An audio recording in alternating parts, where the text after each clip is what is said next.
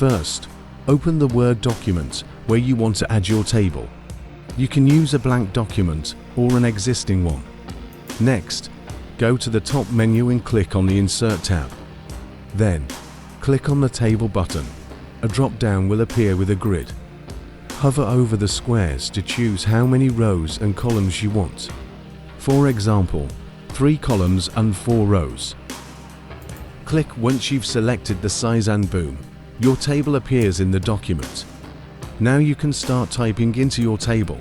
Just click into any cell and type.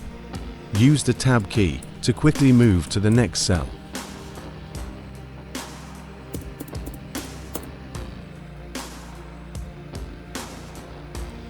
You can also customize your table. Select the table, and you'll see 2 new tabs appear: Table Design and Layout.